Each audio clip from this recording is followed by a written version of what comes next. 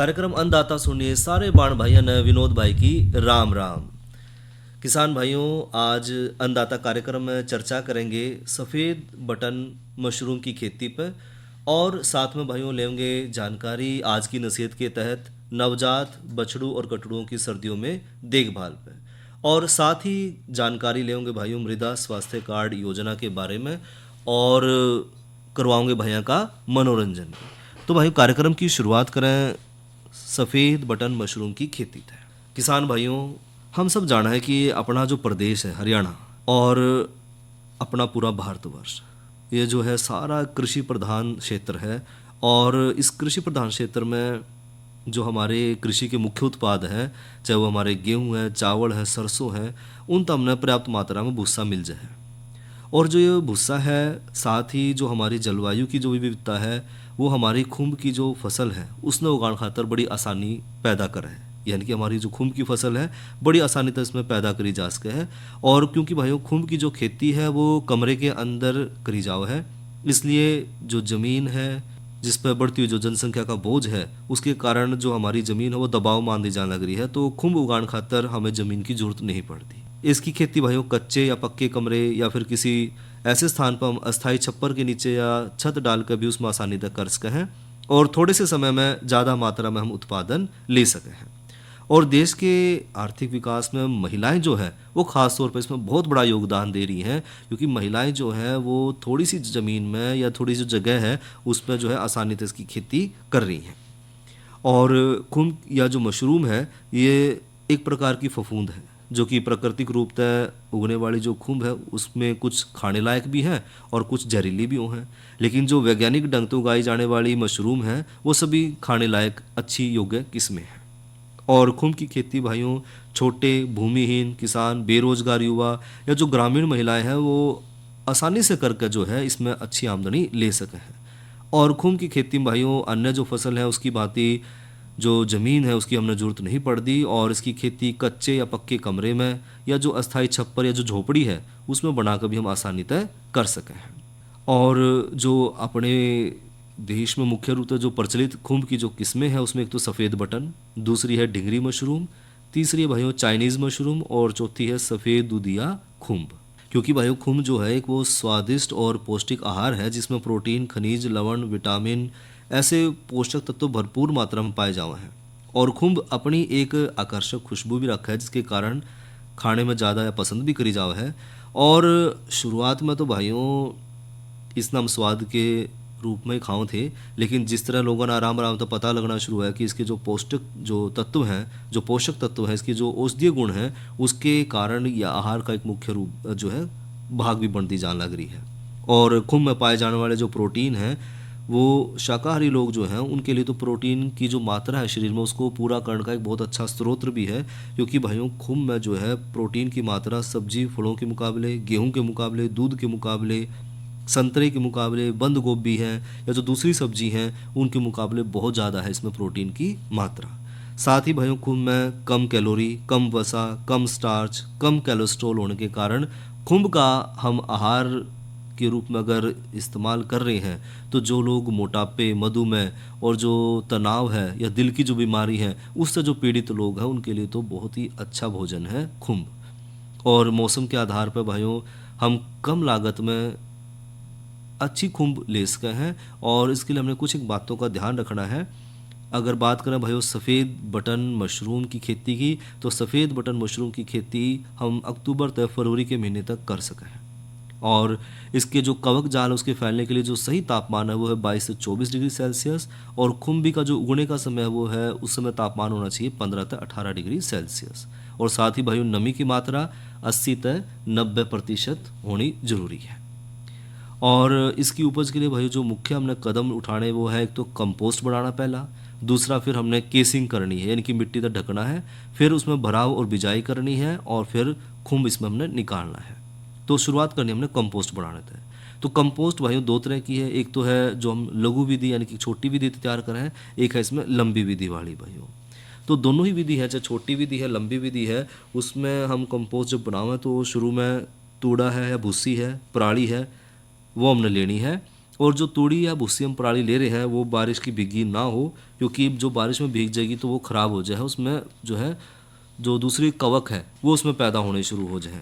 इसलिए भाइयों कंपोस्ट बनाने का जो तरीका है, एक तो भूसे ना भाइयों फर्श पे अच्छी तरह से फैला लें, उसमें फिर भिगो लें, और जहाँ तक हो सका भाइयों कंपोस्ट बनाने की जो जगह है वो पक्की रखें, नहीं तो ईंटों को बिछा कर उसमें पक्का कर लें ताकि कंपोस्ट में मिट्टी या दूसरी चीज़ें ना मिल सकें। अगर साफ़ सुथरी कच्ची जगह है तो हम उसका भी इस्तेमाल कर सकें हैं। और भुस्से को भाइयों फर्श पे बिछा कर अच्छी तरह से 24 घंटे तक पानी में भिगो कर रखें। अब भाइयों इस भीगे हुए जो भुस्से हैं उसमें खाद और जो दूसरे अन्य सामान हैं वो हमने इसमें डालना है।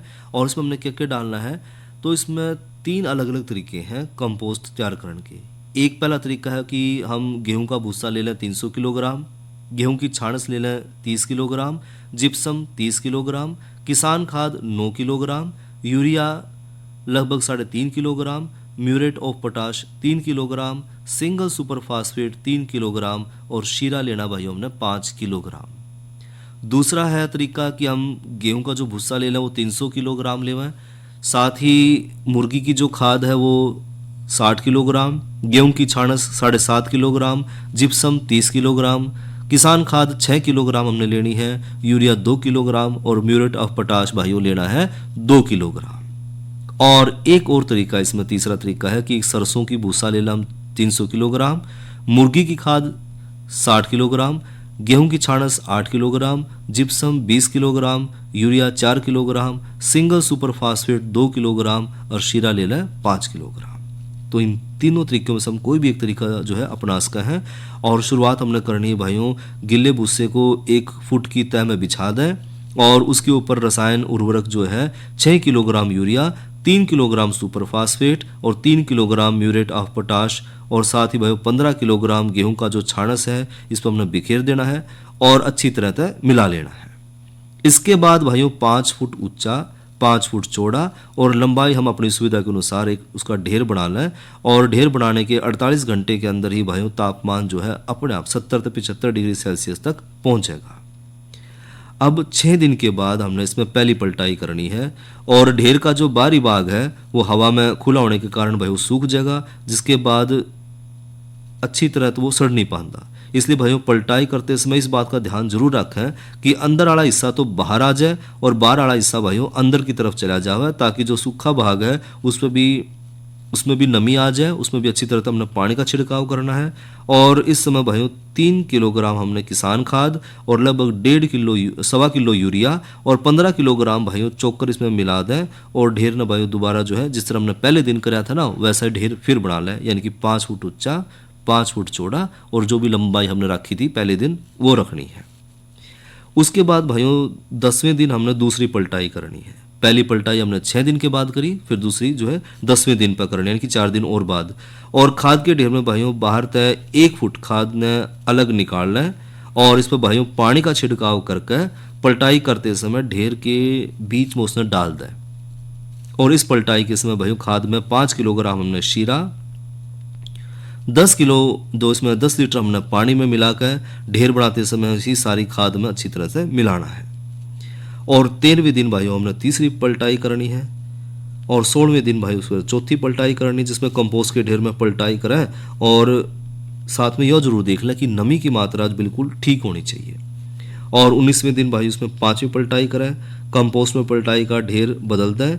और 22वें दिन भाइयों 6ठी पलटाई करनी है और पलटाई करके फिर तक ढेर ने बना लें। उसके बाद भाइयों 28वें दिन हमने 8वीं पलटाई करनी है और इस दिन भाइयों कंपोस्ट का अच्छी तरह से परीक्षण अमोनिया और नमी के लिए करें। और नमी की उचित मात्रा की पहचान करने खातिर भाइयों सबसे पहला इसमें आसान तरीका है कि थोड़ी सी कंपोस्ट न मुट्ठी में लेकर हल्का सा दबा कर देखें।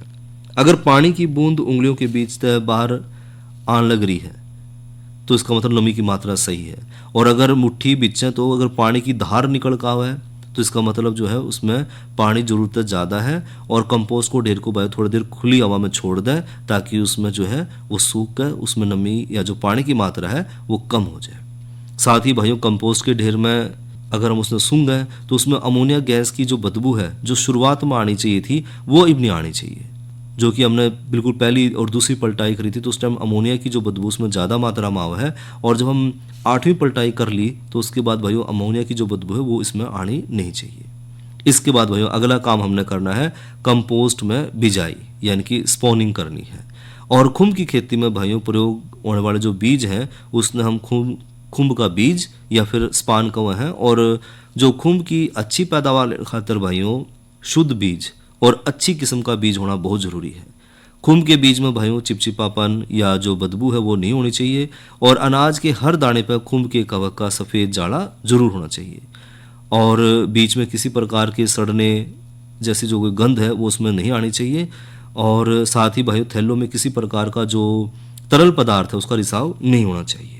इसके बाद भाइयों हमने बीज को रखने में कुछ सावधानी बरतनी है। एक तो भाइयों खुम्ब का बीज अधिक तापमान पर जल्दी नष्ट हो जाए, इसलिए भाइयों खुम्ब का बीज जो है 40 डिग्री सेल्सियस के तापमान पर 48 घंटे में भर जाएगा। और इस तरह के बीज में भाइयों सड़ने की जो बदबू है वो आनी शुरू हो जाए। और बीज ने गर्मियों में भाइयों रात को ही लेके आवे, हो सके तो थर्मोकोल की जो शीट है उसमें बने हुए जो डब्बे हैं उसमें लिफाफे के बीच में बर्फ़ के टुकड़ों में रख कर इसने लेकर आवे तो ज़्यादा बेहतर होगा। और बीज पे भाइयों सीधी धूप ना लगने देवें। यदि बीज हम किसी गाड़ी में लेके आ रहे हैं, बस में लेके आ रहे हैं, तो जो बस का इंजन है या गाड़ी का जो इंजन है उसके पास ना रखें, क्योंकि उसकी गर्मी तक फिर जो बीज खराब होने की संभावना रहेगी। यानी कि हमने बीज जब हम लेकर आ रहे हैं तो ये सावधानी रखनी कि तापमान ज़्यादा नहीं होना चाहिए। उसके बाद भाइयों बीज का हमने भंडारण करना है। तो बीज खुम्ब का जो ताज़ा बना हुआ बीज है वो कंपोस्ट के लिए अगर लेकर आवें तो ज़्यादा बढ़िया है, क्योंकि वो जल्दी तेज़ी से फैलेगा और खुम्ब भाइयों जल्दी निकलनी शुरू हो जाएंगी। साथ ही पैदावार भी ज़्यादा मिलेगी। और फिर भी अगर कदे कदे जो है भंडारण करना पड़ भी जाओ तो भाइयों खुम्ब का जो भंडारण हमने करना है बीज का वो हमने फ्रिज में करना है। ऐसा करने तो भाइयों 10 से 15 दिन तक जो है बीज वो खराब नहीं होगा और उसका हम आसानी से जो है उसकी बिजाई कर सकेंगे। इसके अलावा भाइयों केसिंग मिश्रण जो है वो खाद में जब हम स्पान पूरी तरह से फैला दें तो उसके ऊपर भाइयों मिट्टी और धान के जो छिलके हैं उसकी राख या जो किसी मिश्रण का ढेर जो है 1.5 इंच की एक परत उस पर चढ़ा दें, और इस नाम केसिंग का है। और केसिंग भाइयों खुम्ब की जो वनस्पतिक बढ़ोतरी है उसमें बहुत मदद कर रहा है। यदि केसिंग ना करी जाए तो बहुत सी कम मात्रा में खुम्ब निकलने की संभावना रहेगी, यानी कि जो खुम्ब की जो खेती है वो बहुत कम मात्रा में होगी। तो केसिंग के बाद उसमें नमी बनाए रखना भी ज़रूरी है, जो खुम्ब के लिए बहुत ज़रूरी है। तो हमने केसिंग भी करनी है, साथ में उसमें नमी की मात्रा भी बनाकर रखनी है। इसके अलावा भाइयों केसिंग जो मिश्रण है वो भी हमने तैयार करना है। और केसिंग का जो मिश्रण तैयार किया उसका हमने बिछावन किस तरह करना है। तो अगर अनुकूल वातावरण में भाइयों स्पॉनिंग के 15 से 20 दिन के बाद खुम्ब का जाड़ा यानी कि जो कंपोस्ट है उसमें वो फैल जाएगा, और उसके बाद भाइयों उसमें केसिंग मिश्रण खाद पे बिछाना सब तक बढ़िया रहा है। और केसिंग करने से पहला भाइयों अखबार या पॉलीथीन की चादर खाद के ऊपर तय हटा लें। इसके बाद भाइयों खाद के ऊपर 1 इंच केसिंग मिश्रण की तय बिछा लें और केसिंग की सतह भाइयों समतल रखें। केसिंग करने के तुरंत बाद भाइयों फॉर्मिल 2% और बावास्टीन का 0.5% के घोल का छिड़काव जरूर करें। और केसिंग के लिए हमने भाइयों पर्यावरण भी बनाकर रखना है। तो खाद के ऊपर भाइयों केसिंग बिछाने के बाद 7 से 10 दिन तक तापमान 23 से 25 डिग्री सेल्सियस रहना जरूरी है। और जब भाइयों छोटी छोटी सफ़ेद खुम्बियाँ निकलनी शुरू हो जाए तो तापमान उस समय भाइयों 18 डिग्री सेल्सियस से नीचे होना चाहिए। यो तापमान भाइयों जब तक बनाए रखा है जब तक कि खुम्ब पूरी तरह से ना निकल जाए। और इसके कारण भाइयों खुम्ब जो है अगर तापमान ज़्यादा हो गया तो खुम्ब की जो मात्रा है वो कम हो जाएगी। और साथ में हमने इस बात का भी ध्यान रखना है कि खुम्ब निकलने वाले कमरे में जो है नमी का होना बहुत ज़रूरी है। और जब खुम्ब निकलनी शुरू हो जाए तो उस समय नमी की मात्रा 80 से 90% तक हमने रखनी है। आमतौर पर देखा जावा है कि खुम्ब उत्पादक जो है वो केवल खाद पर ही पानी का छिड़काव करें। नमी बनाए रखने खातर भाइयों कमरे की जो खिड़की हैं दरवाजे हैं उन पर गिल्ली हमने बोरी लटकानी है और समय समय पर उन बोरियों पर हमने पानी का छिड़काव भी करना है, ताकि जब हवा अंदर आवा तो वो हवा में जो है नमी की मात्रा बढ़ जाए। तो हमने कमरे का जो वातावरण है वो नमी युक्त पूरा रखना है। साथ ही भाइयों जब खुम्ब की हमने तुड़ाई और उसका भंडारण करना है तो कुछ बातों का फिर ध्यान रखना है। एक तो बिजाई के 20 से 25 दिन के बाद या केसिंग के 7 से 8 दिन के बाद खुम्ब के जो पिन हेड है वो दिखने शुरू हो जाएंगे। और बटन की अवस्था में भाइयों खुम्ब की टोपी है उसका आकार 3 से 5 सेंटीमीटर हो जाएगा और इसकी टोपी खुली ना होकर इस अवस्था में खुम्ब जो है तोड़ने योग्य हो जाए। और तोड़ने के लिए भाइयों टोपी को अंगूठे तक हल्का सा पकड़ कर घड़ी की सुई की तरह या फिर उल्टी तरफ हल्का सा घुमा दें और खुम्ब को धीरे से ऊपर की ओर खींच लें। यानी कि जो खुम्ब हम जब तोड़ा तो थोड़ा सा घुमाकर ऊपरी तरफ खींच कर उसमें तोड़ा। और खुम्ब के भाइयों तने के जो निचले सिरे हैं उस पर केसिंग मिट्टी और कवक धागे हुए हैं जिन्हें हम तेज चाकू तक काट कर अलग कर सके हैं। और खुम्ब की तोड़ाई भाइयों हमने हर रोज करनी है। खुम्ब रगड़ लगने तय या ज़्यादा देर हवा में रखने तभी कई बार भूरी हो जाए जिसके कारण इसकी बाजार में कीमत कम हो जाए और बाद में जो है खुम्बियों को जो है साफ पानी में धोकर और 200-200 ग्राम के पैकेट बनाकर उसने हम आसानी तय बाजार में बेच सकते हैं। तो जब हम खुम्ब की खासतौर पर जो सफ़ेद बटन खुम्ब है उसकी हम जब फसल ले रहे हैं तो हमने कुछ बातों का सावधानी और ध्यान जरूर रखना है। तो खुम्ब उगाने के लिए भाइयों खाद कंपोस्ट उन्हीं पदार्थों तो बनाओ है जो आसानी से उपलब्ध हो सके। फर्श पक्का रखें और खाद में भाइयों नमी की मात्रा 65 से 7% रखें। अच्छी पैदावार खातर भाइयों कमरे का तापमान और नमी उचित मात्रा में बढ़ा कर रखें। केसिंग और सपान फैलने के बाद ही करें। कमरे की साफ सफाई का विशेष ध्यान रखें और खुम्ब भवन में प्रवेश कम तक कम करें और खुम्ब भाइयों सावधानी तो तोड़ें ताकि जो है बाजार में उसकी हमने उचित मूल्य मिल सके। ये तो भाइयों हमने करी चर्चा सफ़ेद बटन मशरूम की खेती में। और भाइयों इबले में जानकारी मौसम की तो आज का अधिकतम तापमान रहा 13 डिग्री सेल्सियस और न्यूनतम तापमान रहा 6 डिग्री सेल्सियस। और आने वाले कल का अधिकतम तापमान रहने की संभावना है 13 डिग्री सेल्सियस और न्यूनतम तापमान रहने की संभावना है 4 डिग्री सेल्सियस। और कल के किसान वाणी कार्यक्रम में भाइयों हम चर्चा करेंगे नई फसल नई उमंग के तहत अंगूर के बागों की देखभाल पर और जानकारी लेंगे भाइयों प्राकृतिक खेती में कीटनाशक दवा नीमास्त्र बनाने की विधि पर। और इब करो भाइयों का मनोरंजन सुने रागनी।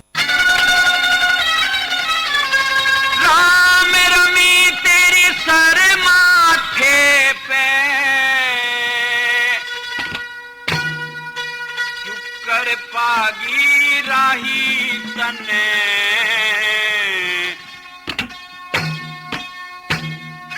12 साल में आज आन के शुक्र शान दिखाई तने।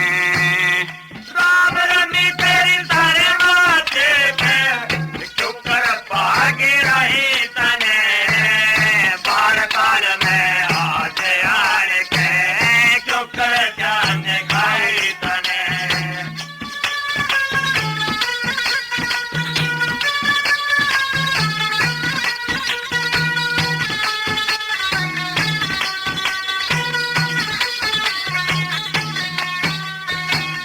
महल दुहागी दिया तने में नेम धर्म पे डटे गई मद जोबन की तेरी मेरी सस्ते भाव में लुटे गई। सच्चे मन के नाम आपका रोज पियाजी रचे गई।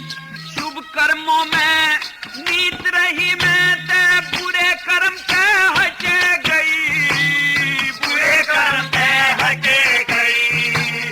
कितने दिन में क्यों कर आ गया। कितने दिन में क्यों कर आ गया। ये चाही नहीं लुगाई तने 12 साल में आज आए के शुक्र शान दिखाई तने।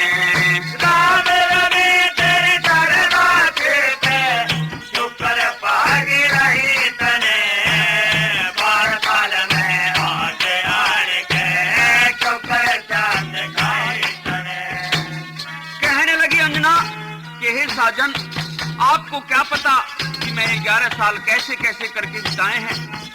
मेरी तो आपके बिना वो ही हालत थी जैसे कि कोई प्यासा पानी के बिना तरसता रहता है।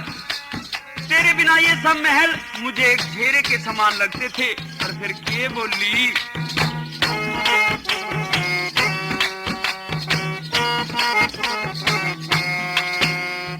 हाँ सो मन के बचपन के ख्याल जिगर में रोज डोलते दिखे थे। बेमत्ता के लिखे लेख भी गांठ तोलते दिखे थे। बोझ बार कर्मा का जितना वेद खोलते दिखे थे। बच्चे तेरे बिना इन महला के मामन भूत बोलते दिखे थे। भूत बोलते दिखे थे। वीर बिना तन क्यों कर सरगा, वीर बिना तन क्यों कर सरगा। या सारी उम्र बिताई तने 12 साल में आज आन के चुकर चांद दिखाई तने।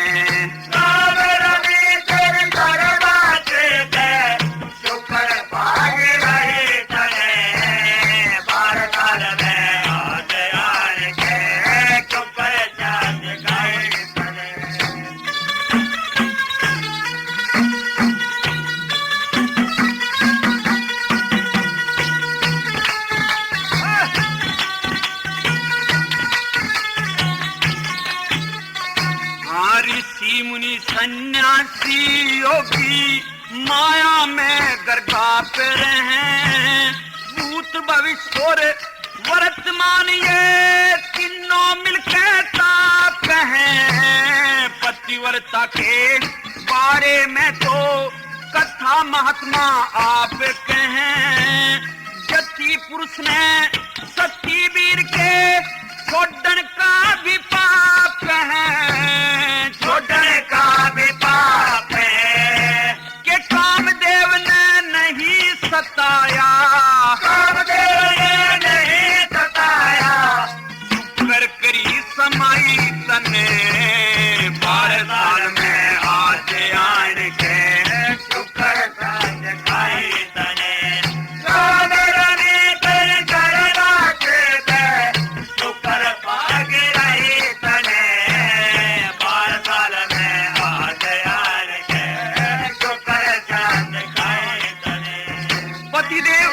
आखिर मैं ये नहीं समझ पाई कि आपने जो 12 साल का दुहाग महल दिया है तो मेरे किस गुनाह पर।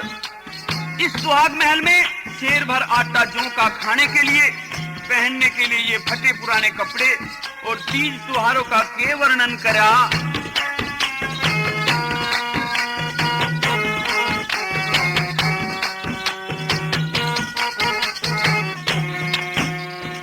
हाँ महल दुहागी दिया तने में, वेद तेरा कुछ पाया ना। तीज त्योहार चले गए सुखे, कुछ भी खेल खाया ना। जौ का आटा शेर मिले था और मिली धन माया ना। महल दुहागी के दौरे तू जाट मेहर सिंह आया ना। जाट मेहर सिंह आया ना।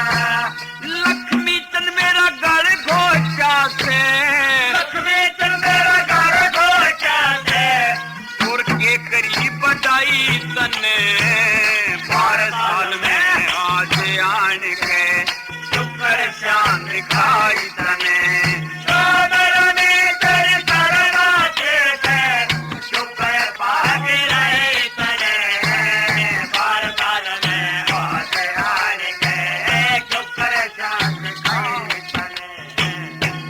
ये तो सुनी भाईजान रागणी और गायक कलाकार थे करमपाल शर्मा। यह संदेश यूनेस्को व आकाशवाणी के सहयोग से प्रस्तुत किया गया है। जलवायु और स्वास्थ्य, यह एक संदेश है यूनेस्को की तरफ से। जलवायु परिवर्तन इंसानी स्वास्थ्य के लिए खतरा है। यह साफ हवा, सुरक्षित पानी, स्वस्थ भोजन और सुरक्षित घर पाना मुश्किल बना देता है। ज्यादा तापमान की वजह से हीट स्ट्रोक, हवा में प्रदूषण और मलेरिया, डेंगू जैसे रोग बढ़ते हैं क्योंकि मच्छर नए इलाकों में फैल जाते हैं। जैव विविधता का नुकसान और प्राकृतिक आवास का विनाश नए महामारियों को जन्म दे सकता है। इसका सबसे बड़ा प्रभाव पड़ता है गरीब लोगों और बच्चों पर, क्योंकि उनके पास इलाज की सुविधा कम होती है। क्या आप जानते हैं 2019 में मलेरिया ने दुनिया भर में 22.9 करोड़ लोगों को प्रभावित किया और लगभग 4,09,000 मौत हुई। CP Grams, centralized public grievance redressal and monitoring system. ये है हर भारतीय नागरिक की शिकायत पर त्वरित कार्यवाही की गारंटी का पोर्टल। CP Grams एक ऐसी विश्वसनीय प्रणाली जो प्रत्येक नागरिक को सशक्त बनाती है और सुशासन के हर स्तर पर अधिकारियों की जवाबदेही सुनिश्चित करती है। CP Grams, संवेदनशील, असरदार, जवाबदेह। आज ही लॉग इन करें CP Grams। और भाइयों, आज की नसीहत के तहत एक और चर्चा नवजात कटुड़ और बछड़ों की सर्दियों में देखभाल पे। किसान भाइयों और पशुपालक भाइयों, सर्दी में बछड़े की देखभाल, जो कटड़े हैं, बछड़े हैं या बछड़ियाँ हैं, उनकी देखभाल हमने करना बहुत ज़रूरी है, क्योंकि वो छोटे हैं, कमज़ोर हैं, और ऐसे में भाइयों सूखा और हवादार और गर्म स्थान उन खातर बहुत ज़रूरी है। साथ में भाइयों पर्याप्त मात्रा में गर्म दूध, जो कि दिन में 3 बार पिलाया जाओ तो ज़्यादा बढ़िया है, और पर्याप्त भूसा जो है वो बिछावें, और बछड़े को जो है कोई पुराना कपड़ा है, कंबल है, वो ज़रूर पहना दें। और साथ में अब भाइयों हवा के जो सीधे झोंके हैं उन तक हमने नवजात बच्चों को बचा कर रखना है। नवजात को भाइयों जन्म के तुरंत बाद जो है हमने उस जो माँ का गाढ़ा दूध है, इनकी जो खीस है, वो ज़रूर देना है, ताकि उसमें जो शरीर में रोग प्रतिरोधक क्षमता बढ़े, और बीमारी के अगर उसमें कुछ लक्षण दिखाई दें तो जो है हमने तुरंत पशु चिकित्सक से सुझाव लेना है। तो एक तो हमने जो हमारे जो कटड़े और बछड़े हैं, बछड़ी हैं, उन खातर भाई सूखा, हवादार, और जो शेड है या जो उसका जगह है जहाँ पे हमने बच्चे बांध रखे हैं, तो वो सीधी हवा ना आवे, तो हमने उनको जो है ढक कर रखना है। और साथ ही साथ भाइयों फर्श पे 5 से 6 इंच मोटी और सूखा और साफ भूसा हमने बिछाना, ताकि जो है ठंड से बचाव रह सके और आरामदायक जो है बैठने की जगह बन सके। साथ ही भाइयों ताज़ी हवा का संचार भी ज़रूरी है, लेकिन हवा के जो झोंके हैं वो सीधे शरीर तक ना टकराव, यानी कि जो ऊपर रोशनदान है वो हम बना कर रखें, ताकि हवा का जो है संचार भी होता रहे और सीधी जो है हवा की टक्कर भी ना लगे पशुधन का। साथ ही भाइयों हमने जन्म के पहले 3 घंटों में जो है बछड़े को भरपूर माँ का जो गाढ़ा पहला दूध है, यानी कि जो खीस है, वो हमने ज़रूर देना है। इससे क्योंकि भाइयों उसमें वसा और जो शरीर की जो रोग प्रतिरोधक क्षमता है वो बढ़ाने में मदद मिलेगी। और साथ ही पाचन संबंधी जो समस्या है उससे बचने के लिए दिन में 2-3 बार दूध जरूर पिलावें। साथ ही दस्त होने पर भाइयों दूध पिलाने के कुछ घंटे बाद जो है उसने नींबू या नमक वाला जो पानी है, यानी कि जो इलेक्ट्रोलाइट है, वो भी हम दे सके हैं, लेकिन सीधा दूध के बाद हमने नहीं देना है। साथ ही जो छोटे बछड़े हैं और बछड़ियाँ हैं, उन ठंड से बचाने खातर उनके शरीर पर जो पुराना कोई कपड़ा है, कंबल है, वो शरीर पर लपेट दें, और इससे भैया जो नीचे पसीना ना आवे और जो उसके बाल भी ना गिले हुए, तो हमने इस तरह से वो लपेटना है। साथ ही ध्यान रखना भाइयों हमने कि जो नाल की जो सफाई है, जो जन्म के बाद नाल हमने काटी है, उसको आयोडीन या जो एंटीसेप्टिक है वो लगा कर उसने साफ़ करें, ताकि किसी तरह का कोई जो है उसमें समस्या पैदा ना हो। साथ ही जब दिन में धूप निकले तो बछड़े और कटड़े जो बछड़ी हैं उन्हें धूप जरूर दिखावें, धूप में ज़रूर बांधें, ताकि उनके शरीर में जो है शक्ति बनी रहे। और अगर किसी तरह की बीमारी के हमने लक्षण दिखाई दे हुए, जैसे जो बछड़ा बछड़ी है वो कमज़ोर हो गया है, सुस्त हो गया है, हाथ पैर ठंडे हो गए हैं, तो तुरंत पशु चिकित्सक से संपर्क जरूर करें। तो ये तो करी वही चर्चा आज की नसीहत के तहत नवजात कटड़ों और बछड़ों की सर्दियों में देखभाल पर। और इसी के साथ भाइयों आज का जो अन्नदाता कार्यक्रम है उसका समय यहीं तक। अपने भाई विनोद ने दो इजाज़त। अच्छा भाइयों, राम राम।